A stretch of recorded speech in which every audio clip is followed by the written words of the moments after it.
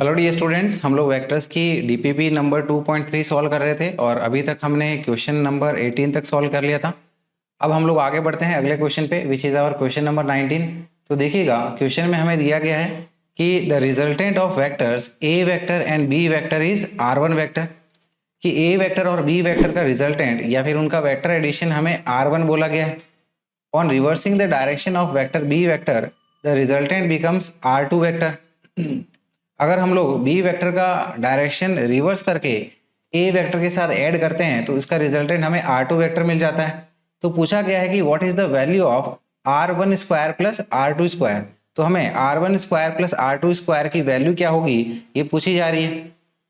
तो dear students, यहाँ पर R1 क्या है, A1 vector plus B vector resultant का मैग्नीट्यूड, यानी कि इसको हम लोग कह सकते हैं it is R1 square is equal to A square plus B square plus 2AB cos theta. और R2 बेसिकली क्या है हमारे पास में, A vector minus B vector का मैग्नीट्यूड। तो यहां पर इसको हम लोग बोल सकते हैं it is like R2 square is equal to A square plus B square minus 2AB cos theta. तो यहां पर हमारे पास में R1 स्क्वायर और R2 स्क्वायर की वैल्यू आ चुकी है। तो यहां से अब हम लोग हमारे इस इक्वेशन को सॉल्व कर सकते हैं। क्या आ जाएगा ये, R1 square plus R2 square. तो R1 की स्क्वायर हमारे पास वैल्यू है A square plus B square plus 2AB cos theta plus R2 square की वैल्यू क्या है, A square plus B square minus of 2AB cos theta. So A square plus A square ये हमारा 2A square हो गया, plus B square ये हमारा 2B square हो गया, plus 2AB cos theta minus 2AB cos theta आपस में सब्ट्रैक्ट हो जाएंगे। तो फाइनली हम लोग यहाँ से 2 कॉमन निकाल सकते हैं। तो ये बन जाएगा हमारे पास में 2 इंटू ए स्क्वायर प्लस बी स्क्वायर, इस प्रकार से। तो ये हमने क्वेश्चन नंबर 19 को सॉल्व कर लिया। चलिए आगे बढ़े, फिर हम लोग अगले क्वेश्चन पे आ जाते हैं। तो अगला question which is our question number 20। देखिएगा, ये हमें दिया गया है कि unit vector perpendicular to vector A vector is equal to 3i cap minus 2j cap minus 3k cap and B vector is equal to 2i cap plus 4j cap plus 6k cap both. तो हमें एक ऐसा unit vector पूछा जा रहा है जो कि ए वेक्टर और बी वेक्टर दोनों से ही परपेंडिकुलर है। तो डियर स्टूडेंट्स, हम लोग यहाँ पर हमारी क्रॉस प्रोडक्ट की प्रॉपर्टी का यूज कर सकते हैं, जो कि होता है कि अगर हमारे पास ए वेक्टर और बी वेक्टर का क्रॉस प्रोडक्ट करना हो तो इसके लिए हम लोग कह सकते हैं कि ए vector cross B vector is equal to A B sine theta, या फिर magnitude of A vector cross B vector into unit vector, that is A vector cross B vector is equal to magnitude of A vector cross B vector unit vector N cap. और ये जो unit vector होता है ये हमारा ए vector और B vector दोनों से ही परपेंडिकुलर होता है, इनफैक्ट इसके प्लेन से भी परपेंडिकुलर होता है। यानी कि हमें यही यूनिट वेक्टर चाहिए जो कि क्या हो जाएगा, A vector cross B vector upon में magnitude of A vector cross B vector. तो यहां से हम लोग इस एन कैप की वैल्यू को निकाल लेंगे। तो देखिएगा, हमें क्या करना है, N cap is equal to A vector cross B vector upon magnitude of A vector cross B vector. तो सबसे पहले हम लोग A vector cross B vector को डिटर्मिनेंट में के मेथड से सॉल्व कर लेंगे। तो देखिएगा, A vector cross B vector is equal to magnitude of I cap J cap K cap, और फिर ए वेक्टर के कंपोनेंट्स इनके नीचे लिख देंगे। तो ए वेक्टर के कंपोनेंट्स क्या क्या है, -3 वाई एक्सिस के अलोंग, -2 जेड एक्सिस के अलोंग, -3। इसी प्रकार से फिर इसके नीचे हम लोग बी वेक्टर के कंपोनेंट्स लिख लेंगे, जो कि हमारा आई कैप के अलोंग क्या है 2, जे कैप के अलोंग है 4 और के कैप के अलोंग है 6। तो अब ए वेक्टर क्रॉस बी वेक्टर का एक्स एक्सिस के अलोंग कंपोनेंट निकाल लेंगे। उसके लिए क्या करना है, ये आई कैप वाला, ये रो और ये कॉलम को हमें इग्नोर करना है, और ये रिमेनिंग 4 टर्म बच रहे हैं, तो इसको हम लोग इस तरह से साइक्लिक ऑर्डर में सॉल्व करेंगे। क्या हो जाएगा, -2 × 6, फिर यहां से डायरेक्शन चेंज हो रही है, -4 × -3 आई कैप, राइट, यानी कि ये हो जाएगा हमारे पास में -2 × 6 -4 × -3 आई कैप।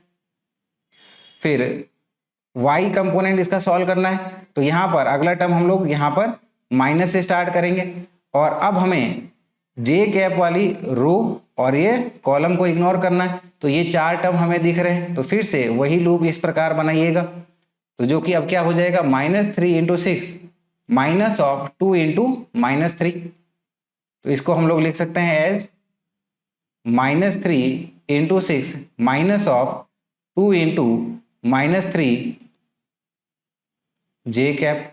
फिर अगला टर्म हमारा पॉजिटिव से स्टार्ट करिएगा, के कैप के लिए सॉल्व कर रहे हैं इसका कंपोनेंट, तो के कैप वाली रो और ये कॉलम को इग्नोर करिएगा, ये 4 टर्म हमें मिल रहे हैं, तो इस तरह से हमारा लूप बना लीजिएगा। तो क्या हो जाएगा, ये -3 × 4 -2 × -2, यानी कि ये बन गया हमारे पास में -3 × 4 -2 × -2 के कैप, इस प्रकार से। चलिए इसको सॉल्व कर लेते हैं अब हम लोग। सो it will be given by -2 × 6, यानी कि ये आ गया हमारा -12, माइनस माइनस प्लस, और 4 × 3 यानी कि +12 आई कैप, फिर ये minus sign, -3 × 6 this is -18, minus minus plus हो गया, सो दिस इज 2 × 3 यानी कि ये 6 हो गया जे कैप। फिर यहाँ पर अगला टर्म हमारा प्लस से, -3 × 4 this is -12, minus minus plus हो गया, तो ये आ गया हमारे पास में +4 K cap is equal to, ये देखिए -12 +12 एक दूसरे को सब्ट्रैक्ट कर देंगे पूरी तरह से, और यहाँ पर अंदर में क्या आ जाएगा, -18 + 6, यानी कि ये आ गया -12, और -12 × -1 दैट इज +12, तो ये आ गया हमारे पास में 12 जे कैप, और फिर यहाँ पर फाइनली -12 + 4 यानी कि ये आ गया -8 के कैप। तो ये हमारा क्रॉस प्रोडक्ट आ गया है, लेकिन यूनिट वेक्टर निकालने के लिए इसी क्रॉस प्रोडक्ट का हमें मैग्नीट्यूड भी चाहिए होगा। तो देखिएगा हमारे पास में ये 2 कंपोनेंट्स है, दैट इज y एक्सिस के अलोंग और z एक्सिस के along. So we can say कि इसका मैग्नीट्यूड हो जाएगा, that is magnitude of a vector cross b vector is equal to under root में ये 12 का स्क्वायर प्लस -8 का स्क्वायर, सो दिस इज 12 का स्क्वायर प्लस में -8 का स्क्वायर, ये पूरा हमारा अंडर रूट में चल रहा है, is equals to under root में 12 का स्क्वायर इज 144 प्लस -8 का स्क्वायर इज +64, ये पूरा हमारा अंडर रूट में आ गया। 144 + 64 करेंगे तो ये आ गया हमारा 208, और देखिएगा 208 को हम लोग कैसे लिख सकते हैं, एज 4 × 4 × 13, तो ये 4 स्क्वायर, इसको हम लोग अंडर रूट से बाहर ले लेते हैं, तो ये आ गया हमारे पास में 4√13। फाइनली हमें इस एन कैप को बताना है, जो कि क्या है, ए vector cross B vector upon में magnitude of A vector cross B vector, तो ये बन जाएगा हमारे पास में N cap is equal to A vector cross B vector, यहां से हमने ऑब्टेन कर लिया था क्या है, 12 जे कैप माइनस 8 के cap, so this is 12 J cap minus 8 के कैप अपॉन में इसी का ही मैग्नीट्यूड, जो कि क्या है हमारे पास में 4√13, सो दिस इज 4√13। तो कैंसिल आउट करते हैं इसको, तो ये देखिएगा यहाँ से दोनों से हम लोग 4 टर्म कॉमन ले सकते हैं, तो ये नीचे डिनोमिनेटर के 4 के साथ इसको कैंसिल आउट करने के बाद में 12 हमारा 4 से 3 टाइम्स जाता है, और 8 4 से 2 टाइम्स जाता है, यानी कि ये आ गया हमारे पास में 3 जे कैप माइनस 2 के कैप अपॉन में √13, ये इस प्रकार से। तो डियर स्टूडेंट्स, अब हम लोग हमारे ऑप्शंस को चेक कर सकते हैं। तो देखिएगा ऑप्शंस को अगर हम लोग चेक करते हैं तो हम लोग देख सकते हैं हमारा ऑप्शन ए एकदम करेक्ट है, तो आई होप ये चीज़ आपको अच्छे से समझ में आ गई होगी। तो चलिए अब हम लोग आगे बढ़ते हैं अगले क्वेश्चन पे। अगला question which is our question number 21। देखिएगा ये दिया गया हमें कि the velocity of particle is v vector is equal to 6i cap plus 2j cap minus 2k cap. तो किसी पार्टिकल की वेलोसिटी हमें बताई गई है as v vector is equal to 6i cap plus 2j cap minus 2k cap है। तो the component of the velocity parallel to vector a vector is equal to i cap plus j cap plus k cap in vector form is. तो इस velocity का component इस vector के along vector के form में क्या होगा ये हमसे पूछ लिया गया। तो देखिएगा अगर हमें इस वेलोसिटी का कंपोनेंट इस डायरेक्शन के अलोंग वेक्टर के फॉर्म में पूछा गया है तो हम लोग कह सकते हैं कि इसका मैग्नीट्यूड तो हो जाएगा v vector dot a cap, और साथ ही साथ इसको वेक्टर के फॉर्म में बताना है तो इसी के अलोंग इसकी डायरेक्शन से मल्टीप्लाई कर दो, that is multiplied by a cap. चलिए अब हम लोग इस a कैप को लिख सकते हैं a वेक्टर अपॉन में इसी का magnitude. So this will be v vector dot product with a vector upon में magnitude of a into a cap. So numerator में हमारे पास में v वेक्टर और a वेक्टर का डॉट प्रोडक्ट है तो v वेक्टर क्या दिया गया है, it is 6i cap plus 2j cap minus 2k cap dot product with a vector यानी कि i cap plus j cap plus k cap upon में अंडर रूट में a का magnitude which is 1 square plus 1 square plus 1 square यानी कि आ गया 1 square plus 1 square plus 1 square, ये इस प्रकार से मल्टीप्लाइड बाई a कैप। तो हमें यहाँ पर न्यूमरेटर में डॉट प्रोडक्ट करना है तो देखिएगा 6 into 1 this is 6 into 1 plus में 2 into 1 so this is 2 into 1 plus में minus 2 into 1 so this is minus 2 into 1 upon में ये क्या आ गया हमारे पास में √3 so this is √3 a cap. तो देखिएगा न्यूमरेटर में क्या आ जाएगा 6 प्लस 2 माइनस 2 यानी कि 6 आ गया। So this is 6 by √3 a cap.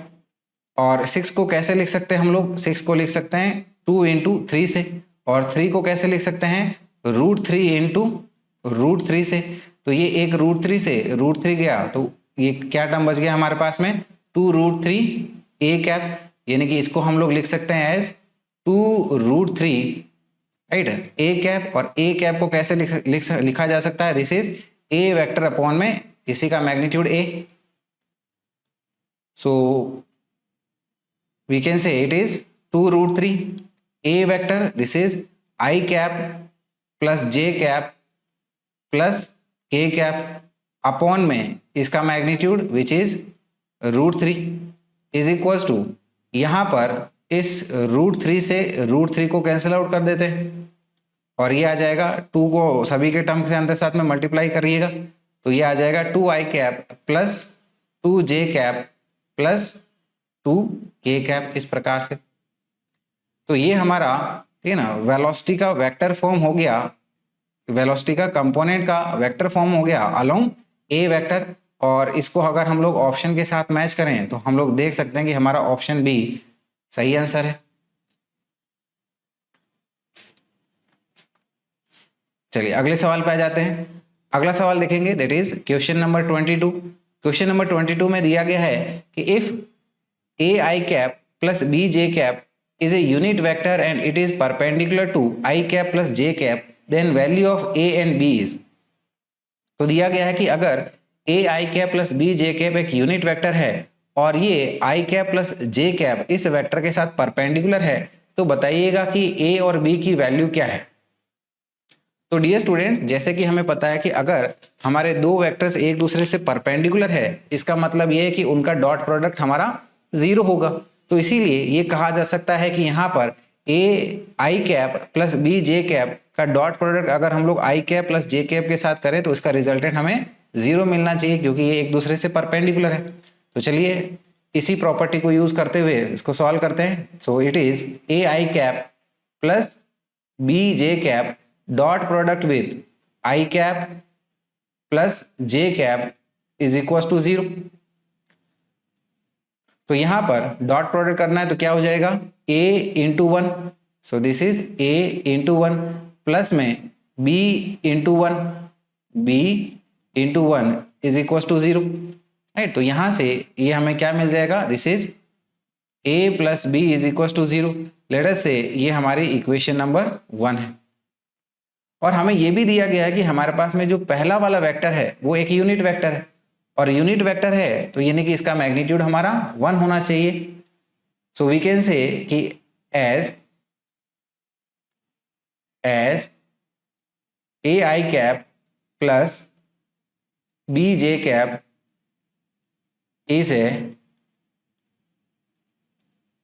a unit vector, therefore under root of a square plus b square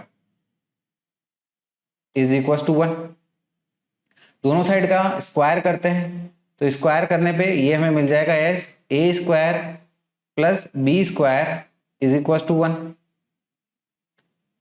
और हमें पता है पहली वाली इक्वेशन से कि a plus B is equal to 0, यानी कि b is equal to minus A. तो यहाँ पर इस b की वैल्यू को पहली वाली इक्वेशन के हिसाब से सब्स्टिट्यूट कर लेंगे तो ये आ गया हमारे पास में a स्क्वायर प्लस में माइनस ऑफ a का square is equal to 1, right. इसको हम लोग हमारी इक्वेशन नंबर 1 से ऑब्टेन कर रहे हैं। चलिए इसको हम लोग इधर कंटिन्यू कर लेते हैं। तो यानी कि ये बन जाएगा हमारे पास में कि A square plus A square is equal to 1, A square plus A square यानी कि ये आ गया 2a square is equal to 1। और वी कैन से कि A square is equal to 1/2, दोनों साइड का अंडर रूट लेते हैं तो क्या आ जाएगा, a is equal to basically plus minus of 1/√2। और जैसे कि हमें पता है b is equal to minus of a, यानी कि b की वैल्यू क्या हो जाएगी, b की वैल्यू हो जाएगी हमारे पास में माइनस ऑफ a, यानी कि ये बन गया हमारा माइनस प्लस 1/√2। माइनस प्लस यानी कि अगर a की वैल्यू हमारी प्लस 1/√2 है तो b की वैल्यू होगी माइनस 1/√2, और अगर a की वैल्यू है माइनस 1/√2 तो b की वैल्यू होगी प्लस 1/√2। तो ये देखिएगा ये हमें कहीं पर भी कोई a b और c ऑप्शन में नहीं दिख रहा है तो डी ऑप्शन हो जाएगा हमारा नन ऑफ दीज। चलिए अगले वाले सवाल पे आ जाते हैं फिर हम लोग। अगला सवाल देखिएगा which is our question number 23। सवाल में दिया गया है कि 6 vectors have magnitude and direction as indicated in the figure. तो हमारे पास में 6 वेक्टर्स है, ए vector, B vector, C vector, D vector, E vector and F vector. तो उनका मैग्नीट्यूड और डायरेक्शन यहाँ पर फिगर में हमें डिनोटेड है। तो मैग्नीट्यूड तो देखिए लगभग सभी का सेम दिख रहा है और डायरेक्शन ठीक है इस प्रकार से दी गई है। So which of the following expression is true. तो हमारे पास में जो ऑप्शंस में एक्सप्रेशन दिए गए हैं उनमें से कौन सा एक्सप्रेशन हमारा सही है ये हमें पॉइंट आउट करना है। तो चलिए एक एक एक्सप्रेशन को चेक कर लेते हैं। सबसे पहले हमारा ए वाला, ए में क्या दिया गया है कि B vector plus E vector is equal to F vector. चलिए इसी को हम लोग हमारे वेक्टर एडिशन से सॉल्व कर लेते हैं। तो सबसे पहले हमारे पास में बी वेक्टर की डायरेक्शन कैसे है, ऊपर से नीचे की तरफ। तो इसको बी वेक्टर को बना लीजिएगा कि ये हमारा इस प्रकार से B vector, this is our B vector plus E vector. तो प्लस ई वेक्टर, तो ई वेक्टर यहाँ पर देखिएगा कैसे है, ई वेक्टर हमारा लेफ्ट की तरफ जाते हुए है यानी कि ये बन गया हमारा E vector, this is our E vector. तो अगर हम लोग इन दोनों का वेक्टर एडिशन करते हैं तो क्योंकि ये टेल टू टेल मीट हो रहा है तो इसको हम लोग parallelogram law of vector addition से एक्सटेंड करके हमारा रिजल्टेंट ऑब्टेन कर सकते हैं ये इस प्रकार से, राइट। तो ये हमारा रिजल्टेंट एफ वेक्टर के बराबर होना चाहिए, लेकिन एफ वेक्टर तो आपका इस डायरेक्शन में जा रहा है यानी कि ये ऑप्शन हमारा सही नहीं है। चलिए अगला ऑप्शन बी को चेक करते हैं। तो यहाँ पर अब बी को चेक किया जाएगा। बी क्या दिया गया है, B vector plus C vector is equal to F vector के बराबर होना चाहिए। तो देखिएगा बी वेक्टर कैसे दिया है हमें, बी वेक्टर हमारा नीचे की तरफ है तो यहाँ पर इस बी वेक्टर को आप बना लीजिएगा। सबसे पहले बी वेक्टर को बना लेते हैं, ये ऊपर से नीचे की तरफ। फिर किसके साथ ऐड हो रहा है हमारे पास में, ये सी वेक्टर के साथ में, तो सी वेक्टर को ये इस तरह से बना लीजिएगा। So this is our B vector and this is our C vector. इन दोनों का वेक्टर एडिशन कर लेते हैं, क्योंकि ये वेक्टर्स आपस में टेल टू टेल मीट कर रहे हैं, तो इसको parallelogram law of vector addition से एक्सटेंड करते हुए हम लोग इसका रिजल्टेंट जो है इस पैरेललोग्राम का डायगोनल ये वाला मिल जाएगा। तो ये हमारा एफ वेक्टर के बराबर होना चाहिए था, लेकिन क्या एफ वेक्टर ऐसा है? बिल्कुल नहीं, यानी कि ये ऑप्शन भी सही नहीं है। चलिए अगले ऑप्शन पे आ जाते हैं हम लोग, which is D vector plus C vector हमारा एफ वेक्टर के बराबर होना चाहिए। चलिए ये कर लेंगे अब हम लोग। तो देखिएगा यहाँ पर सबसे पहले डी वेक्टर कैसा है? ऊपर की तरफ बन रहा है, तो डी वेक्टर को बना देते हैं। डी वेक्टर हमारा इस तरीके से ऊपर की तरफ जा रहा है, तो this is our D vector. इसके बाद में ये इसी डी वेक्टर को ई वेक्टर के साथ ऐड किया जा रहा है, राइट? तो sorry, D vector plus C vector. तो सी वेक्टर कैसा है हमारा? सी वेक्टर राइट की तरफ है, तो ये हमने सी वेक्टर बना लिया। तो इन दोनों का हमें वेक्टर एडिशन करना है, तो क्योंकि ये vector tail to tail meet कर रहे हैं, तो यहाँ पर फिर से हम लोग हमारा पैरेललोग्राम को इस तरह से एक्सटेंड करके ये डायगोनल हमारा रिजल्टेंट दे देगी पैरेललोग्राम का। ये वाला डायगोनल जहाँ पर ये टेल टू टेल मीट हो रही है, ये हमारा रिजल्टेंट एफ वेक्टर के बराबर होना चाहिए, लेकिन एफ वेक्टर तो ऐसा है, तो डेफिनेटली हमारे ए बी सी ये तो गलत ऑप्शन है। तो एक ही बचेगा डी वेक्टर, जिसको अब सही होना ही पड़ेगा। चलिए इस कंडीशन को भी चेक कर लेंगे। तो अब हम लोग हमारे डी ऑप्शन को चेक कर लेते हैं। डी ऑप्शन क्या दिया गया है कि D vector plus E vector हमारा एफ वेक्टर के बराबर होना चाहिए। तो चलिए सबसे पहले हमारा डी वेक्टर को बना लेते हैं। डी वेक्टर कैसा है? ऊपर की तरफ बन रहा है, सो this is the D vector, right? D vector को किसके साथ ऐड करना है? ई वेक्टर के साथ में। और ई वेक्टर कैसा है? इस तरह से लेफ्ट की तरफ ये जा रहा है हमारा। तो ये नहीं कि ये हमने डी वेक्टर बना लिया, ये हमने ई वेक्टर बना दिया। फिर अब क्योंकि ये वेक्टर्स हमारे टेल टू टेल मीट कर रहे हैं, तो क्या करेंगे? ये parallelogram law of vector addition से इस पैरेललोग्राम का डायगोनल, कौन सा डायगोनल? जो टेल टू टेल मीट होते हुए जा रहा है, यानी कि ये हमारा एफ वेक्टर के डायरेक्शन में पॉइंट आउट करना चाहिए। तो देखिएगा यही है हमारे पास में एफ वेक्टर। तो बिल्कुल ये नहीं कि ये ऑप्शन हमारा या फिर ये एक्सप्रेशन हमारा एकदम सही है। चलते हैं फिर अगले सवाल पे। अगला सवाल which is our question number 24। देखिएगा सवाल दिया गया है कि the sum of the magnitudes of two forces acting at a point is 18 and the magnitude of the resultant is 12, right? तो दिया गया है कि दो फोर्सेज का सम जो कि एक पॉइंट पर एक्ट हो रहे हैं, उस दौरान पर उनके सम का जो मैग्नीट्यूड है वो हमें 18 मिल रहा है। यानी कि अगर हमारे पास में दो फोर्सेस है ए और बी, तो ए प्लस बी हमें सिंपली 18 मिल रहा है। Magnitude of A plus magnitude of B ये कितना मिल रहा है? हमें 18 मिल रहा है। ये ऐसा बोला गया है, ये हमारी एक कंडीशन है। And the magnitude of their resultant is 12, ठीक है ना? और उनके रिजल्टेंट का मैग्नीट्यूड यानी कि पहले हम लोग प्रॉपर हमारा वेक्टर एडिशन कर रहे हैं, और वेक्टर एडिशन करने के बाद में जो रिजल्टेंट मिला है उस रिजल्टेंट का मैग्नीट्यूड हमारा 12 है। अच्छा, फिर आगे क्या दिया गया है कि if the resultant is at 90 degree and the force of smaller magnitude with the force of smaller magnitude, what are the magnitudes of forces? तो अगर रिजल्टेंट हमारा जो छोटा वाला फोर्स है उससे परपेंडिकुलर या फिर 90 डिग्री पे है, तो हमें बताना है कि हमारे पास में जो फोर्सेस है ए और बी जो हमने बताया है उनका मैग्नीट्यूड्स क्या क्या है। ठीक है, तो चलिए हम लोग इसको पहले हमारे डायग्राम से थोड़ा प्लॉट करके समझ लेते हैं सिचुएशन को।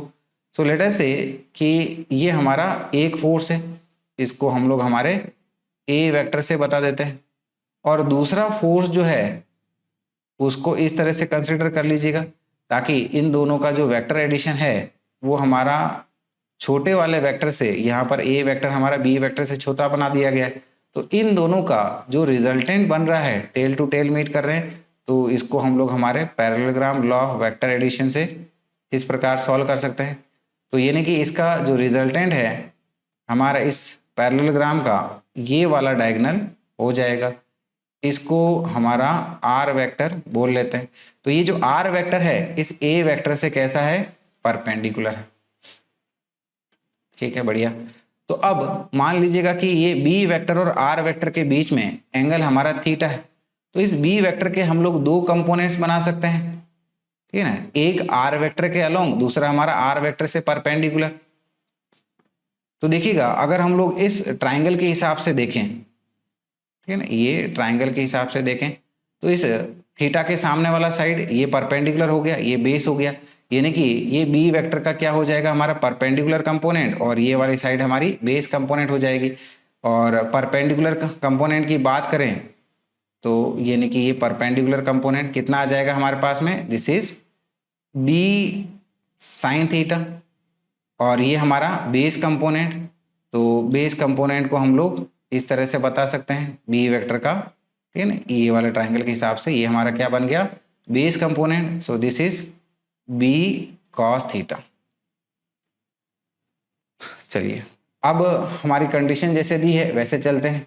हमें दिया गया है कि a plus B is equal to 18, इसको हमारी इक्वेशन नंबर 1 मान लीजिएगा। और जो रिजल्टेंट आया है a वेक्टर और b वेक्टर का वेक्टर एडिशन करने पे उस रिजल्टेंट का जो मैग्नीट्यूड है वो हमें 12 बोला गया है। सो हियर वी कैन से कि r इज इक्वल टू 12। अब इस डायग्राम से हम लोग ये चीज समझ सकते हैं कि क्योंकि रिजल्टेंट हमारा 90 डिग्री पे है तो बी वेक्टर का इधर वाला जो ये कंपोनेंट है ये पूरे ए वेक्टर को कैंसिल आउट कर रहा होगा, यानी कि बी साइन थीटा हमारा ए वेक्टर के मैग्नीट्यूड के बराबर है। तो एक बात तो ये साफ साफ हम लोग कह सकते हैं कि B sine theta is equal to A के बराबर, एंड बी वेक्टर का ये वाला कंपोनेंट हमारा रिजल्टेंट आर को बना रहा होगा। So this is B cos theta is equal to r. अगर दोनों साइड का हम लोग स्क्वायर करके आपस में ऐड कर लेते हैं, इन दोनों इक्वेशंस का स्क्वायर करके हम लोग इनको ऐड करते हैं, सो वी कैन से कि squaring and adding, squaring and adding, तो क्या मिल जाएगा हमें, ये आ जाएगा b square sine square theta, ठीक है, b square sine square theta plus इसका स्क्वायर, ये आ गया हमारा b square cos square theta is equal to इधर साइड का ये स्क्वायर हमारा ए स्क्वायर हो गया, प्लस ये आ गया हमारे पास में आर स्क्वायर। दोनों टर्म से हम लोग बी स्क्वायर को कॉमन ले सकते हैं। तो देखिएगा अगर बी स्क्वायर को कॉमन लेते हैं तो अंदर में क्या बचेगा, sine square theta plus cos square theta is equal to A square plus r square.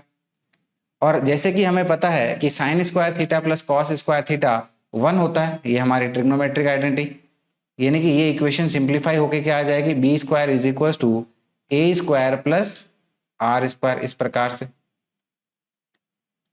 चलिए इसका अगला पार्ट यहां से कंटिन्यू कर लेते हैं। तो यहां से हम लोग क्या कह सकते हैं कि b square minus a square is equal to r square. तो b square minus a square हमारा आर स्क्वायर के बराबर है। तो यहाँ पर b square minus a square को हम लोग ऐसे लिख सकते हैं, this is b minus a into b plus a is equal to r, यानी कि 12, जो कि 12 का स्क्वायर बन जाएगा। और b प्लस ए कितना है हमारे पास में 18, तो b प्लस ए को इधर यहाँ पर इसके साथ में डिवाइड कर दीजिएगा, यानी कि हमारे पास में b माइनस ए कितना आ जाएगा 12 का स्क्वायर, जिसको हम लोग 12 इंटू 12 से लिख सकते हैं, डिवाइडेड बाई b प्लस ए या फिर a प्लस बी 18 है, तो ये 18 से हमने डिवाइड कर दीजिएगा। तो सबसे पहले इस 12 को और 18 को हम लोग 4 से कैंसिल आउट कर सकते हैं, तो ये हमारा 2 टाइम्स चला जाएगा और ये कितना आ जाएगा, नहीं ये हमारा 4 से नहीं, सॉरी 6 से कैंसिल आउट करते हैं, तो ये हमारा 2 टाइम्स चला जाएगा और ये हमारा 3 टाइम्स चला जाएगा। ठीक है, अब 12 और 3 को हम लोग कैंसिल आउट कर सकते हैं, तो 12 हमारा 3 से 4 टाइम्स जाएगा और 3 हमारा 1 टाइम्स चला जाएगा, और 2 इंटू 4 करेंगे तो ये आ गया हमारे पास में 8 इस प्रकार से। तो इसको हमारे इक्वेशन नंबर 2 मान लीजिएगा। अब अगर हम लोग इक्वेशन नंबर 1 और इक्वेशन नंबर 2 को ऐड करते हैं तो देखिएगा ये हमारे पास में प्लस है और ये हमारा माइनस है, तो ये आपस में सब्ट्रैक्ट होके चले जाएंगे। तो क्या करेंगे अब हम लोग, equation number 1 is added with equation number 2, क्या बन जाएगा ये b प्लस बी यानी कि 2b, लेफ्ट हैंड साइड का टर्म बन गया। और राइट हैंड साइड में क्या बन जाएगा हमारे पास में 18 प्लस 8, और 18 प्लस 8 इट इज 26। इस 2 को, ठीक है ना, ये 26 को 2 से कैंसिल आउट करते हैं तो 13 टाइम्स जाएगा, यानी कि b की वैल्यू हमारे पास में क्या आ जाएगी, b इज इक्वल टू 13। तो अगर हमारे पास में b की वैल्यू 13 आ गई है तो इक्वेशन नंबर 1 में इसको पुट करके हम लोग a की वैल्यू को ऑब्टेन कर लेते हैं। तो क्या कहेंगे हम लोग, इक्वेशन नंबर 1 से a की वैल्यू क्या आ जाएगी, 18 माइनस बी, तो 18 माइनस बी यानी कि 13, दैट इज इट इज 5। तो a हमारा 5 है और b हमारा 13 है, और यही हमारे हमको ऑप्शन सी में साफ साफ दिख रहा है।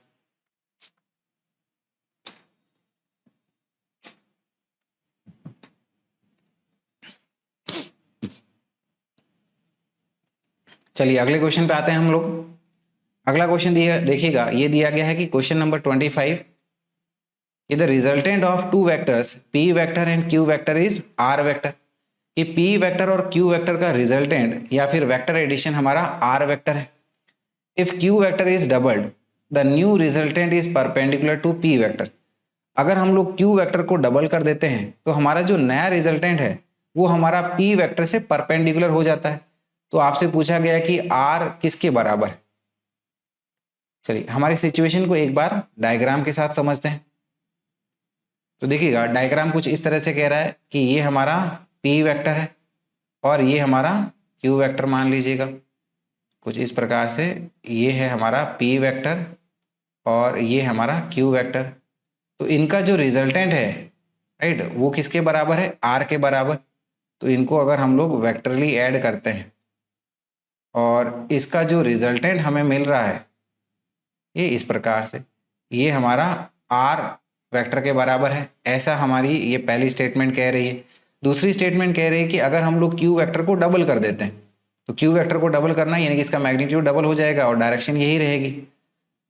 तो और p वेक्टर को ऐसे कैसे ही रखना है, तो ये p वेक्टर ले लीजिएगा और ये हमारा q वेक्टर को हमने डबल कर दिया। तो अगर हम लोग ऐसा करते हैं तो क्या होगा कि जो हमारा रिजल्टेंट है वो p वेक्टर से परपेंडिकुलर हो जाएगा।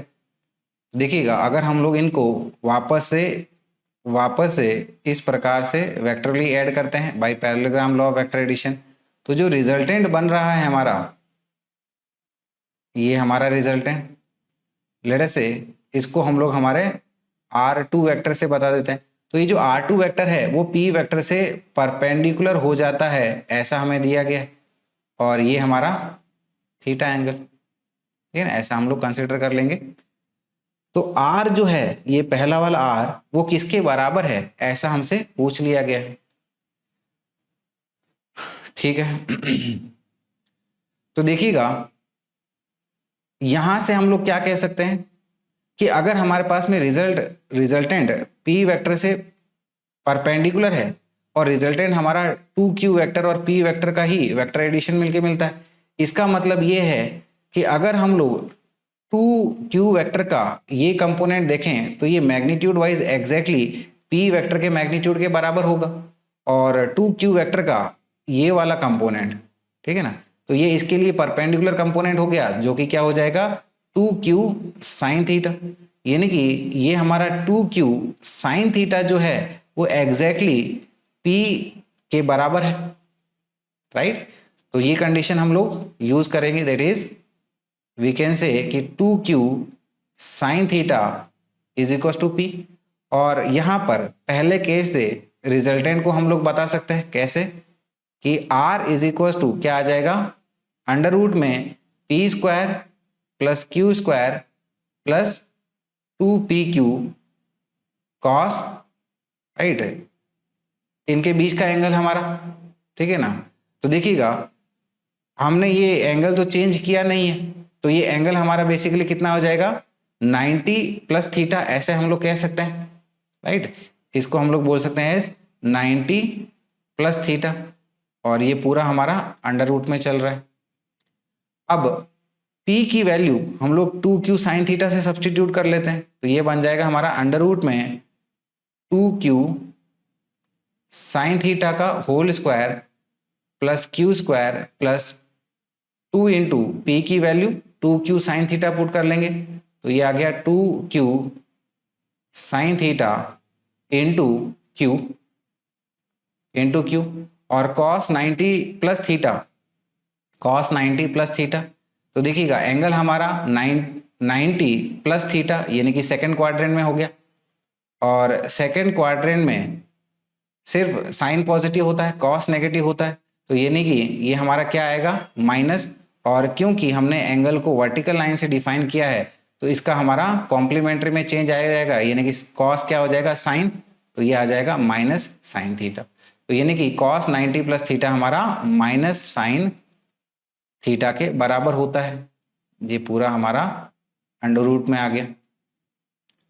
सो it will be given by under root में 2q साइन स्क्वायर थीटा, तो ये आ जाएगा 4q square sine square theta plus this is q square, और ये क्या आ जाएगा हमारे पास में माइनस 2 इंटू टू यानी कि 4q इंटू क्यू स्क्वायर, और sign theta into sine theta यानी कि ये हो गया साइन स्क्वायर थीटा, और ये पूरा हमारा अंडर रूट में चल रहा है।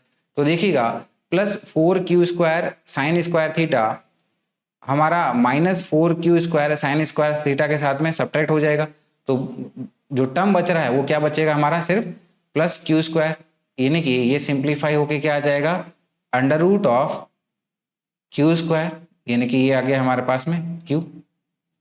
इसका मतलब है कि जो रिजल्टेंट r है वो बेसिकली किसके बराबर है q के बराबर है। So our correct answer is option c which is q। चलिए हम लोग अगले वाले सवाल पे बढ़ेंगे। तो अगला वाला सवाल देखते हैं। अगला सवाल देखिएगा क्या दिया गया है कि in the figure shown A B C D E F is a regular hexagon.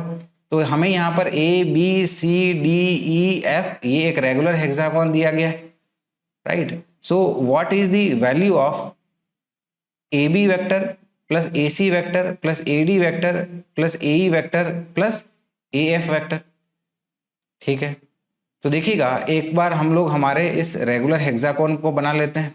यहाँ पर ये हमारा ए बी वेक्टर हो गया, फिर इसके कंटिन्यूशन में ये हमारा बी सी वेक्टर, फिर ये हमारा सी डी वेक्टर, फिर ये हमारा डी ई वेक्टर, ये हमारा ई एफ वेक्टर, और इसको हम लोग ठीक है ना ये वाली को ये ऐसे एफ ए वेक्टर बोल सकते हैं अगर इसको ऐसे बनाएं तो, राइट। एक बार मार्किंग कर देते हैं, this is A B C D e and f. अब देखिएगा अगर हम लोग यहाँ पर A B vector plus B C vector करते हैं तो इसको हम लोग इस तरह से ए सी वेक्टर से बता सकते हैं, right. A B vector plus B C vector plus c D vector अगर हमें करना होगा तो उसको हम लोग इस प्रकार से ए डी वेक्टर से बता सकते हैं। और अगर हमें a B vector plus B C vector plus c D vector plus d E vector करना होगा तो इसको हम लोग हमारे ए ई वेक्टर से बता सकते हैं। और यहाँ पर ये रेगुलर हेक्सागोन का सेंटर हो गया, लेटर से इसको हम लोग ओ से डिनोट कर सकते हैं, ठीक है। तो अब हम लोग हमारे एक्सप्रेशन पे जाते हैं जो कि हमें पूछा गया कि ये क्या होगा।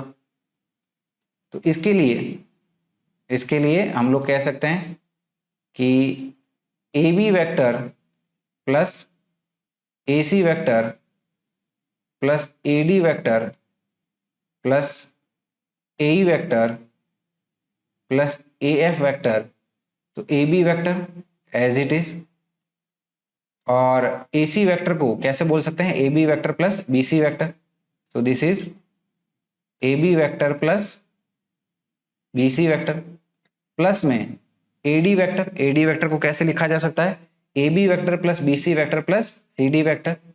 सो it will be a B vector plus B C vector plus c D vector plus में क्या है हमारा ए ई वेक्टर। तो ए ई वेक्टर यानी कि ये हो गया a B vector plus B C vector plus c D vector plus d E vector, यानी कि इसको हम लोग लिख सकते हैं as a B vector plus B C vector plus c D vector plus d E vector plus में a F vector, plus में हम लोग इसको ए एफ वेक्टर लिख सकते हैं। अब ऐड कर लेते हैं हम लोग इसको, तो देखिएगा ये A B plus A B, ये A B plus A B plus A B plus A B हमारे पास में 4 हो गए ऐसे। So this is 4 A B vector. फिर बी सी की बात करते हैं, तो बी सी vector plus B C vector plus B C vector 3 times हो गया। So this is 3 B C vector. C D vector plus c D vector ये हमारा 2 टाइम्स हो गया, दिस इज 2 सी डी। अब अगर हम लोग यहां पर डी ई वेक्टर की बात करें तो हाँ, डी ई वेक्टर की बात करें तो डी ई वेक्टर को हम लोग बोल सकते हैं it is your negative of A B vector, ऐसे right. D E vector is negative of A B vector, तो इसको हम लोग माइनस ए बी वेक्टर लिख लेते हैं। और ए एफ वेक्टर की बात करें तो हमारे पास में क्या है, ये हमारा ये इस प्रकार से ए एफ वेक्टर है ना, हाँ ये ए एफ वेक्टर। तो ए एफ वेक्टर हमारा सी डी वेक्टर का इक्वल वेक्टर है। देखिए ये हमारा इस प्रकार से क्या है, ए एफ वेक्टर। तो ए एफ वेक्टर और c D vector exactly same है, तो ए एफ वेक्टर की जगह क्या हम लोग इसको सी डी वेक्टर लिख सकते हैं, बिल्कुल लिख सकते हैं। सो दिस इज प्लस हमारा सी डी वेक्टर हो गया। तो देखिएगा 4 A B vector minus a B vector ये बन जाएगा हमारे पास में 3 ए बी वेक्टर प्लस में ये हमारा 3 B C vector plus 2 c D vector plus c D vector ये हमारा 3 सी डी वेक्टर हो गया। सभी में से 3 कॉमन लेते हैं तो ये आ गया हमारे पास में as a B vector plus B C vector plus c D vector, इस प्रकार से। और a B vector plus B C vector plus c D vector, a B vector plus B C vector plus c D vector क्या है हमारा A D vector के बराबर, तो इसको हम लोग लिख सकते हैं as 3 times a D vector. और ए डी वेक्टर की अगर बात की जाए तो देखिएगा ए डी वेक्टर किससे बन रहा है हमारा, ए ओ वेक्टर, ये A O vector plus O B vector से। और जितना हमारा ए ओ वेक्टर है उतना ही हमारा ओ डी वेक्टर है, यानी कि हम लोग कह सकते हैं कि a D vector is basically your twice of a O vector, ऐसे लिखा जा सकता है। यानी कि हम लोग कह सकते हैं it is 3 into twice of a O vector, 2 into 3 करेंगे तो ये आ गया हमारे पास में 6 ए ओ वेक्टर, इस प्रकार से। यानी कि सही आंसर हो गया हमारा option d which is 6 a O vector. चलिए फिर अगले सवाल पे आ जाते हैं, that is our question number 27। Question number 27 में देखिएगा सवाल हमें दिया गया है कि फिगर शोज 3 वेक्टर्स, कौन से P vector, Q vector and R vector. So this is our P vector, this is our Q vector and this is our R vector, ऐसे हमें बताया गया है। Where C is the mid point of A B, C जो है इस A B का बीचों बीच का पॉइंट है, मिड पॉइंट है। Then which of the following relation is correct, तो नीचे दी गई हमारी कौन सी रिलेशन सही होगी ये हमसे पूछा गया है। तो पहला क्या दिया गया है कि p vector plus q vector is equal to 2r vector. चलिए इसके लिए इसको चेक कर लेते हैं।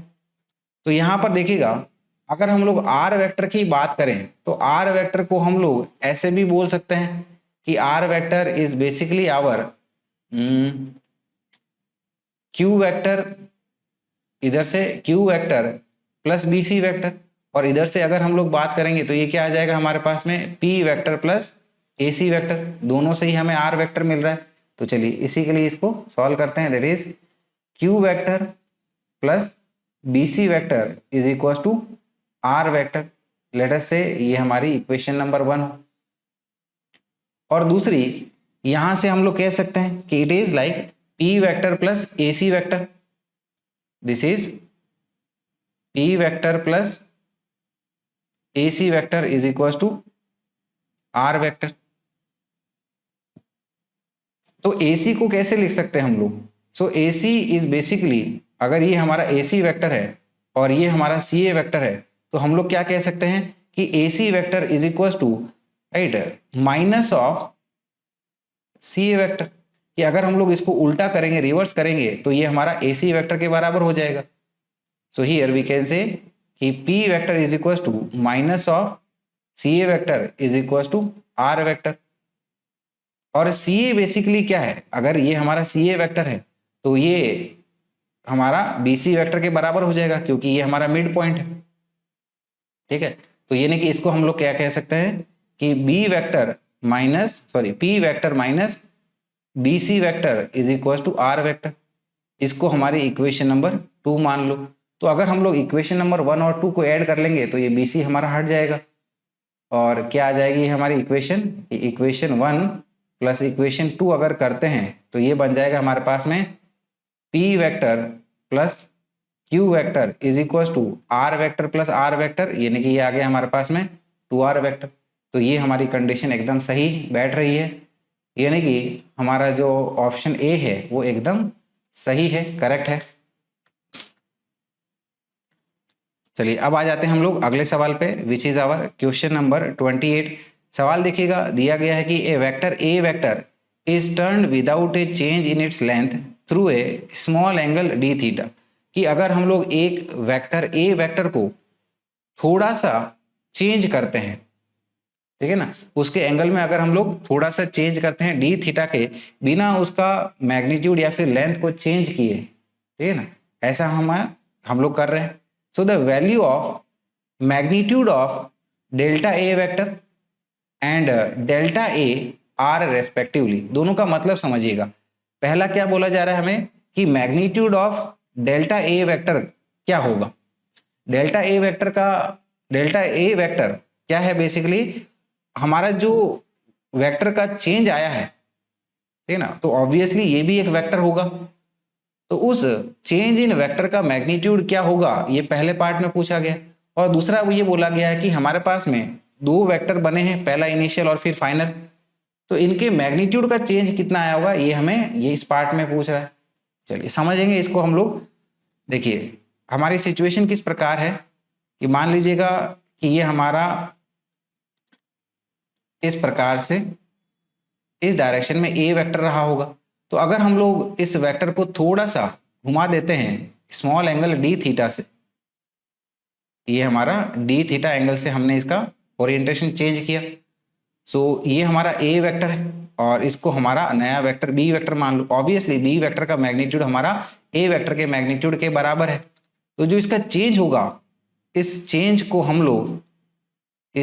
हम लोग ये वाला इस प्रकार से डेल्टा ए वेक्टर से बता सकते हैं, राइट। तो डेल्टा ए वेक्टर क्या हो जाएगा? डेल्टा ए वेक्टर हो जाएगा हमारे पास में B vector minus A vector. देखिए यहां से हेड से टेल जाएंगे, जो वेक्टर हमारा लूप के अलोंग में है वो हमारा पॉजिटिव, तो ये क्या है हमारे पास में माइनस ए वेक्टर, और ये लूप के अलोंग है तो plus B vector.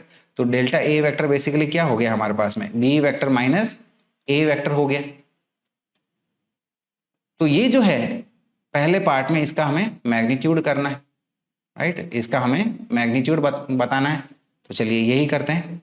So here delta A vector is equal to B vector minus A vector हो गया। So here we can say कि magnitude of delta A vector is equal to, तो magnitude of A vector minus B vector का formula use कर लेंगे, जो कि क्या आ जाएगा हमारे पास में A square plus B square. Obviously B का मैग्नीट्यूड भी यही है तो इसको हम लोग ए स्क्वायर लिख सकते हैं, minus of 2 into A into B, that is A into A हो जाएगा। और cos of angle between them, तो हमारा छोटा सा एंगल है, इसको हम लोग डी थीटा बोल लेते हैं। ये हमारा पूरा अंडर रूट में चल रहा है इस प्रकार से। तो यहाँ पर ए स्क्वायर प्लस ए स्क्वायर ये हमारा 2a² हो जाएगा। तो दिस इज अंडर रूट में 2a² minus of 2a² cos D theta, ये हमारा अंडर रूट में इस प्रकार इज इक्वल टू दोनों से हम लोग 2a² का टर्म को कॉमन ले लेते हैं। अंदर में क्या बचेगा 1 माइनस कॉस डी थीटा, ये पूरा हमारा अंडर रूट में आ गया। So it will be equal to under root में ये 2a² और 1 माइनस कॉस डी थीटा को हम लोग लिख सकते हैं 2 sine square D theta by 2 से, ये हमारा अंडर रूट में आएगा। तो 2 इंटू 2 का स्क्वायर, इसको हम लोग हमारा रूट से बाहर लिख सकते हैं।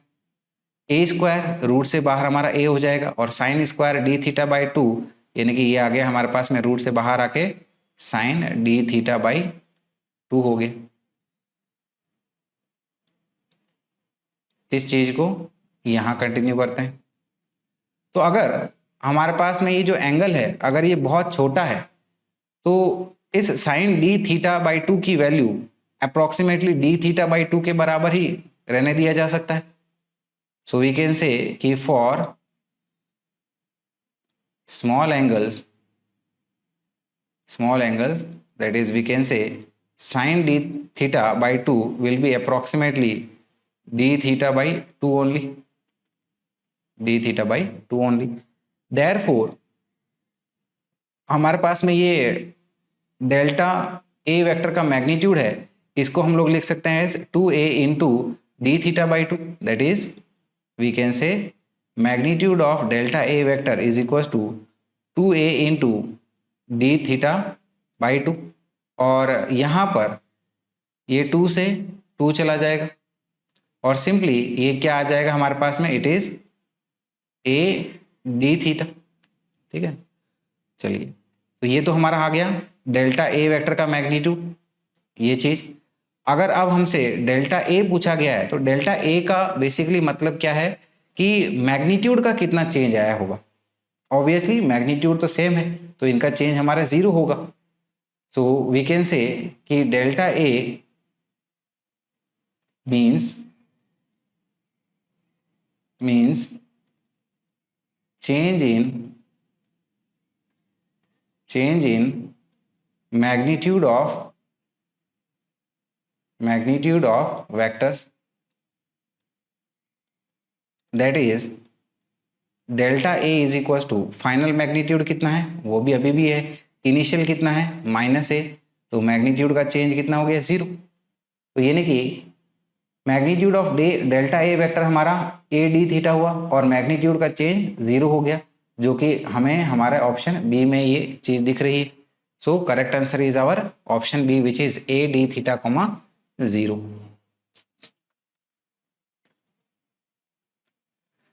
चलिए फिर क्वेश्चन नंबर 29 पे आते हैं हम लोग। क्वेश्चन नंबर 29 देखिएगा क्या दिया गया है कि if the magnitude of sum of two vectors is equal to the magnitude of difference of the two vectors then the angle between these vectors is, कि अगर दो वेक्टर्स के सम का मैग्नीट्यूड दो वेक्टर के डिफरेंस के मैग्नीट्यूड के बराबर होता है तो बताइए दोनों वेक्टर्स के बीच में एंगल कितना होगा। यानी कि कंडीशन हमें क्या दे रखी है कि magnitude of p vector plus q vector is equal to magnitude of p vector minus q vector के बराबर, that is we can say it is magnitude. ठीक है ना, p vector plus q vector का क्या आ जाएगा p square plus q square plus 2pq cos theta, ये पूरा हमारा अंडर रूट में is equal to under root में magnitude of p vector minus q vector क्या आ जाएगा p vector plus q vector minus 2pq cos theta, where theta is the angle between p vector and q vector. तो दोनों side का square कर लेते हैं ताकि हमारा ये अंडर रूट वाला टर्म हट जाए। तो स्क्वायर करेंगे तो क्या हो जाएगा, ये p square plus q square plus 2pq cos theta, इस प्रकार से। और ये टर्म क्या हो जाएगा हमारा p square plus q square minus 2pq cos theta, इस प्रकार से। ये p वेक्टर इधर आके सब्ट्रैक्ट होके इसको कैंसिल आउट कर देगा, q वेक्टर इधर लेफ्ट हैंड साइड में लेके आएंगे तो सब्ट्रैक्ट होके q स्क्वायर को हटा देगा, और क्या बचेगा हमारे पास में टर्म लेफ्ट हैंड साइड में 2pq cos थीटा और राइट हैंड साइड में -2pq cos theta. So this is 2pq cos theta is equal to -2pq cos theta. यहाँ पर ये 2pq से ये 2pq चला गया, यानी कि टर्म हमारा क्या हो गया यहाँ पर cos theta is equal to -cos theta. इस टर्म को इधर लेके आ जाइएगा तो क्या बन जाएगा हमारे पास में ये 2 cos theta is equal to 0, और वी कैन से कि theta is equal to cos inverse of 0, और cos इनवर्स ऑफ 0 यानी कि ये हो गया हमारा 90 डिग्री, 90 डिग्री यानी कि π/2 radians. So our correct answer is option A, that is 90 degree.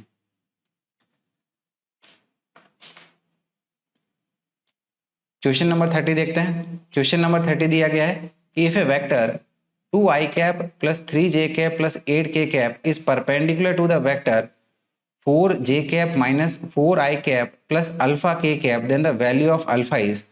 अगर ये वेक्टर कौन सा 2i cap plus 3j cap plus 8k cap इस वेक्टर के साथ कौन सा vector 4j cap minus 4i cap plus alpha k cap से परपेंडिकुलर है, तो बताइए यहाँ पर अल्फा की वैल्यू कितनी होगी।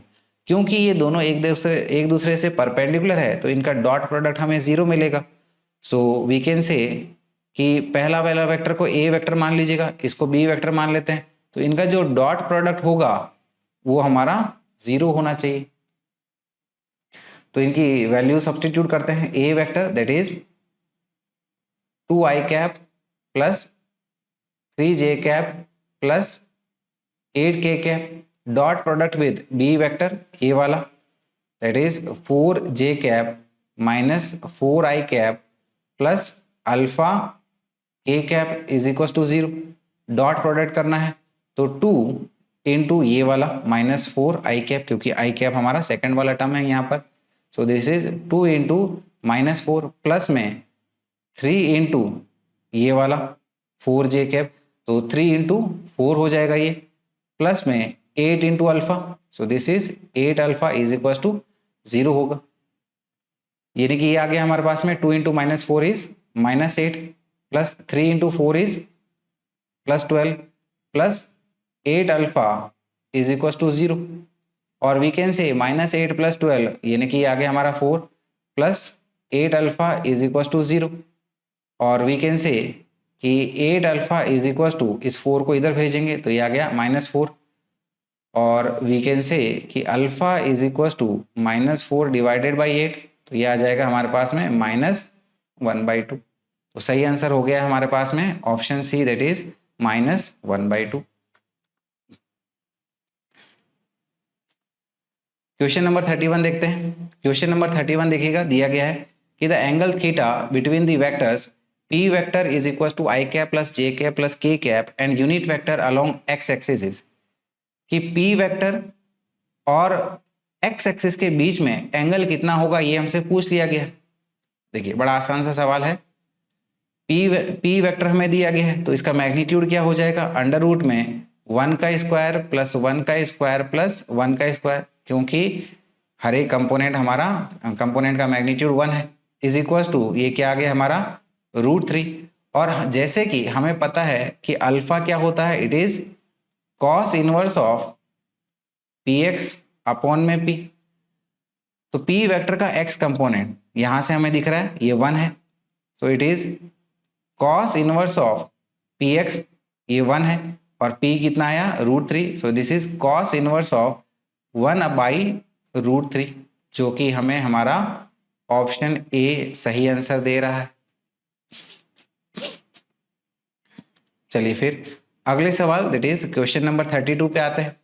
क्वेश्चन नंबर 32 दिया गया है कि कंसीडर 3 वेक्टर्स, कौन से a vector is equal to i cap plus j cap minus 2k cap, b vector is equal to i cap minus j cap plus k cap, and c vector is equal to 2i cap minus 3j cap plus 4k cap. तो इन तीन vectors को हमें consider करना है। आगे क्या दिया गया है कि ये vector X vector of the form, X vector किस प्रकार है, अल्फा ए vector plus beta B vector, जिसमें अल्फा और बीटा हमारे कोई नंबर्स है, यानी कि कुछ कांस्टेंट्स है, is perpendicular to C vector. ये जो एक्स वेक्टर है जिसका फॉर्म इस प्रकार है, ये हमारा सी वेक्टर से यानी कि इस वेक्टर से परपेंडिकुलर है। तो पूछा गया है कि यहाँ पर अल्फा और बीटा का रेशियो क्या होगा, यानी कि अल्फा अपॉन में बीटा क्या होगा, ये हमसे पूछ लिया गया है। तो सबसे पहले हम लोग इस एक्स वेक्टर को सॉल्व कर लेंगे, और एक्स वेक्टर क्योंकि सी वेक्टर से परपेंडिकुलर है तो एक्स वेक्टर का डॉट प्रोडक्ट सी वेक्टर के साथ करेंगे तो ये हमें 0 देगा। तो चलिए सबसे पहले हमारा एक्स वेक्टर को सॉल्व कर लेते हैं। तो एक्स वेक्टर देखिएगा क्या दिया गया है कि x vector is equal to alpha A vector plus beta B vector is equal to alpha I cap plus J cap minus 2k cap plus ये beta I cap minus j cap plus k cap is equal to alpha को इसके साथ multiply कर रहे हैं तो ये आ गया हमारा अल्फा आई cap plus alpha J cap minus 2 alpha K cap, beta को इसके साथ मल्टीप्लाई कर रहे हैं तो क्या आ गया हमारे पास में बीटा आई cap minus beta J cap plus beta के कैप। चलिए यहाँ पर ये आ गया हमारे पास में अल्फा आई कैप और ये है हमारे पास में बीटा आई कैप कॉमन ले लो यहाँ से, तो क्या आ जाएगा हमारे पास में अल्फा प्लस बीटा आई कैप, इस प्रकार से जे कैप वाले टर्म देखिएगा alpha J cap minus beta J cap common लीजिएगा, क्या आ जाएगा alpha minus beta J cap, और आखिर में माइनस 2 अल्फा के कैप, ये हमारा प्लस बीटा के कैप कॉमन लेंगे तो क्या आ गया ये beta minus 2 alpha K cap. चलिए एक्स वेक्टर हमारे पास में आ गया, और जैसे कि हमें दिया गया है कि हमारे पास में एक्स वेक्टर जो है it is perpendicular to C vector, so we can say कि dot product of X vector with C vector will give you 0। तो इनका डॉट प्रोडक्ट कर लेते हैं अब हम लोग। तो डॉट प्रोडक्ट करना है तो पहले एक्स वेक्टर को मेंशन कर लीजिएगा, क्या है alpha plus beta I cap plus alpha minus beta J cap plus beta minus 2 alpha K cap, dot product with C vector क्या है, this is 2 I cap minus 3 J cap plus 4 K cap is equal to 0। ठीक है, चलिए इसको आगे further solve करते हैं। तो डॉट प्रोडक्ट करना है तो क्या आ जाएगा ये अल्फा प्लस बीटा इंटू 2, तो इसको हम लोग लिख सकते हैं, पहला टर्म आ गया हमारे पास में अल्फा प्लस बीटा इंटू 2, फिर अल्फा माइनस बीटा इंटू -3, तो दिस इज प्लस में alpha minus beta into -3 plus में बीटा माइनस 2 अल्फा इंटू 4, तो this is beta minus 2 alpha into 4 will be equal to 0। यहाँ पर इस 2 को अंदर में मल्टीप्लाई कर लेंगे तो ये आ जाएगा 2 अल्फा प्लस 2 इंटू बीटा, यहाँ पर -3 को अंदर में मल्टीप्लाई कर लेंगे तो ये आ जाएगा -3 alpha plus 3 beta, right, plus में यहाँ पर 4 को अंदर में मल्टीप्लाई कर लेंगे तो ये आ जाएगा 4 beta minus 8 alpha is equal to 0। तो देखिएगा 2 alpha -3 alpha -8 alpha will give you -9 alpha, 2 beta plus 3 beta यानी कि 5 beta plus 4 beta will give you 9 beta, so this is plus 9 beta is equal to 0। इस वाले term को इधर ले लो तो यानी कि इस इक्वेशन को हम लोग अब कैसे लिख सकते हैं 9 alpha is equal to 9 beta के बराबर, ये यहाँ पर 9 से 9 को कैंसिल आउट करो, हमें क्या चाहिए alpha upon beta, therefore we can say alpha upon में बीटा इज इक्वल टू ये 1/1 आ गया, यानी कि सही आंसर हमारा क्या हो गया है, this is option A which is 1:1, right. तो आई होप ये सॉल्यूशन आपको अच्छे से समझ में आया होगा।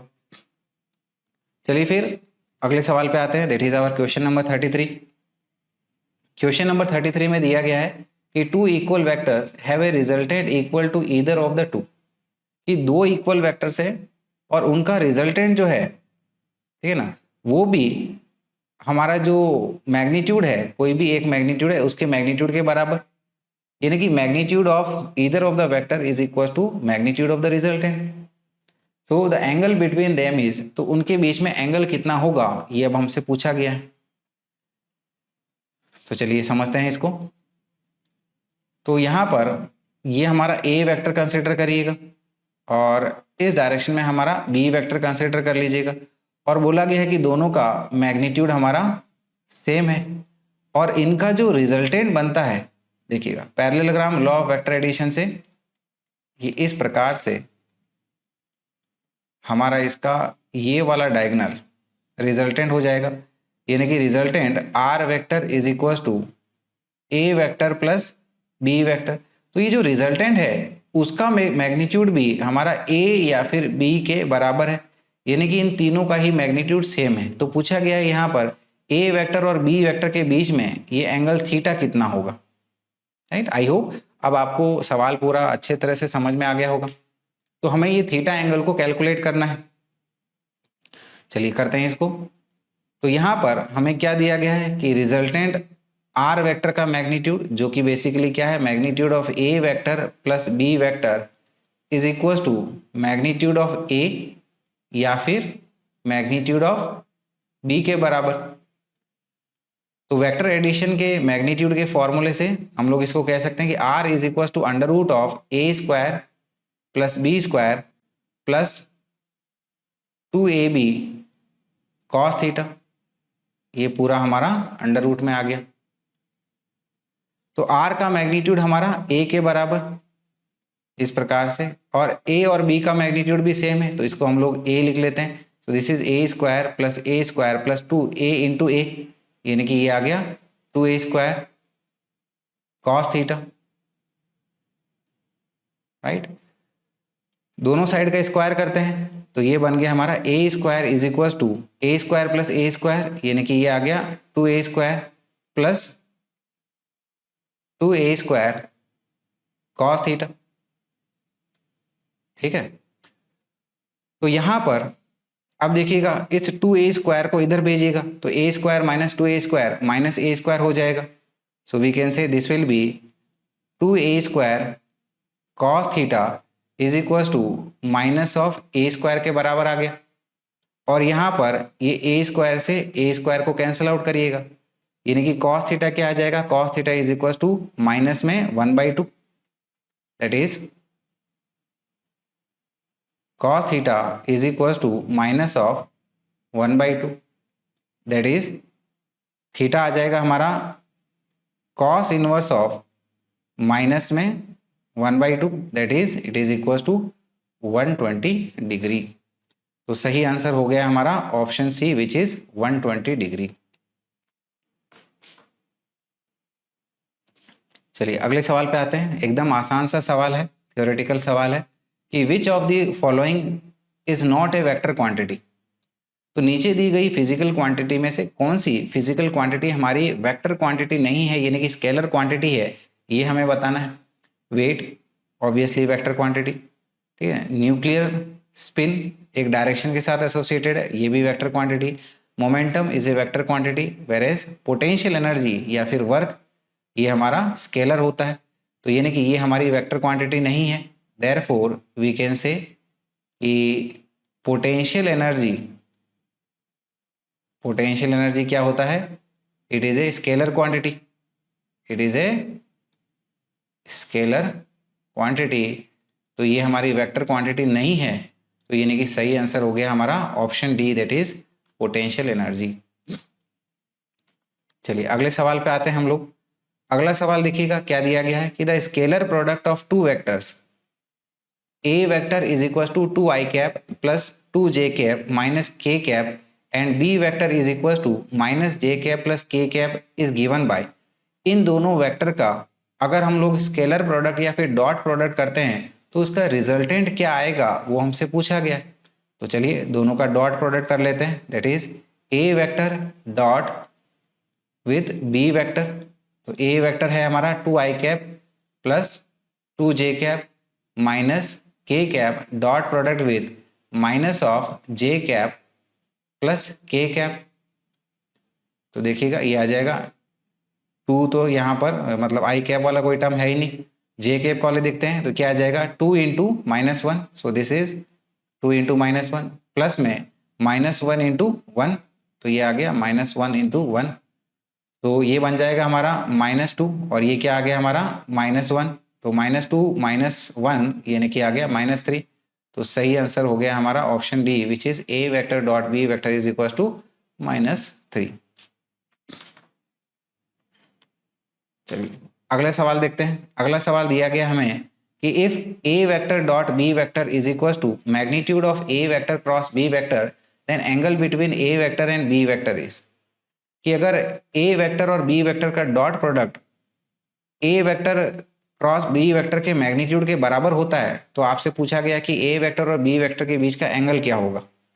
तो देखिए हमारी कंडीशन जो हमें मेंशन करी गई है क्या है, ए vector dot product with B vector is equal to magnitude of A vector cross B vector के बराबर।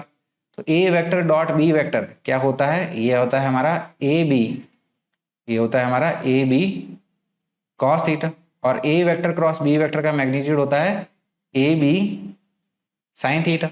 तो दोनों साइड से हम लोग ए बी से ए बी को कैंसिल आउट करते हैं और कॉस थीटा को इधर में डिवाइड करिएगा, यानी कि sine theta divided with cos theta, ये आ गया हमारा tan theta is equal to one के बराबर। और वी कैन से कि theta is equal to tan inverse of one is equal to 45 degree. तो सही आंसर हो गया हमारा option A that is 45 degree. चलते हैं फिर अगले सवाल की तरफ। अगला सवाल दैट इज क्वेश्चन नंबर 37। सवाल दिया गया है कि if vector A vector having a magnitude of 8 is added to a vector b vector which lies along x axis, then the resultant of two vectors lies along y axis and has magnitude twice that of b vector। कि अगर हम लोग a vector जिसका magnitude हमारा 8 है उसको अगर हम लोग b वेक्टर के साथ वेक्टरली ऐड करते हैं जो कि हमारा x एक्सिस के अलोंग है, तो हमारा जो रिजल्टेंट है y एक्सिस के अलोंग इट इज हमारा b वेक्टर से परपेंडिकुलर होगा और इसका जो मैग्नीट्यूड होगा वो हमारे बी वेक्टर से डबल होगा। ठीक है, so the magnitude of b vector is, तो बी वेक्टर का मैग्नीट्यूड क्या होगा ये हमसे पूछा जा रहा है। तो देखिएगा सिचुएशन को ड्रॉ करके समझते हैं कि ये ले लीजिएगा हमारा बी वेक्टर जो कि एक्स एक्सिस की तरफ है और ये हमारा ए वेक्टर इस तरह से कंसिडर कर लें, ये है हमारा ए वेक्टर और बी वेक्टर हमारा एक्स एक्सिस के अलोंग है। तो अगर हम लोग इन दोनों को वेक्टोरियली ऐड करते हैं कि इस प्रकार से पैरेललोग्राम लॉ वेक्टर एडिशन से इनको ऐड कर दिया, तो जो रिजल्टेंट हमारा बन रहा है वो इस प्रकार से y एक्सिस के अलोंग है यानी कि b वेक्टर से परपेंडिकुलर, और यहाँ पर a वेक्टर का मैग्नीट्यूड हमारा 8 है। तो आपसे पूछा गया कि इस b वेक्टर का मैग्नीट्यूड बताइएगा और बोला गया कि r वेक्टर जो है इसका मैग्नीट्यूड b वेक्टर के मैग्नीट्यूड से डबल है यानी कि r is equal to 2b, ऐसा दिया गया। चलिए फिर देखते हैं, यानी कि हमारी जो कंडीशन है क्या है, ए वेक्टर प्लस बी वेक्टर यानी कि बी आई कैप लिख सकते हैं इसको is equal to r j cap, ऐसे बताया जा सकता है, और आर का मैग्नीट्यूड हमारा बी के डबल है तो इसको हम लोग ऐसे लिख लेंगे as a vector plus b i cap is equal to 2b j cap. तो ये आ गया हमारा ए वेक्टर इज इक्वल टू, ठीक है ना, इसको इधर भेजेंगे तो ये आ गया हमारा 2b j cap minus b i cap, right. ठीक है, यहाँ पर यहाँ तक कोई दिक्कत नहीं है। चलिए अब हम लोग क्या करते हैं, हाँ अगर हम लोग इसका ए वेक्टर का मैग्नीट्यूड लेते हैं तो ए वेक्टर देखिएगा हमारा, ये इसके दो कंपोनेंट्स हैं, कौन से -b और 2b।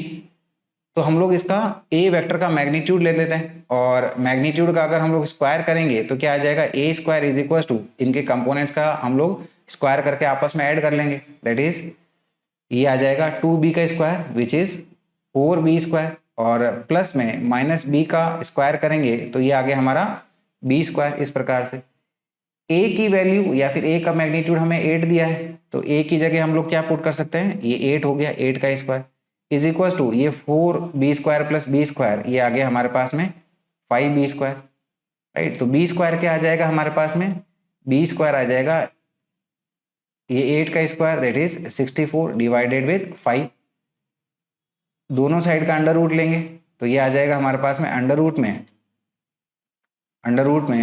64/5, 64 का अंडर रूट हमारा 8 के बराबर, अपॉन में ये हमारा √5 आ गया। तो यानी कि सही आंसर बन गया हमारा ऑप्शन डी विच इज 8/√5।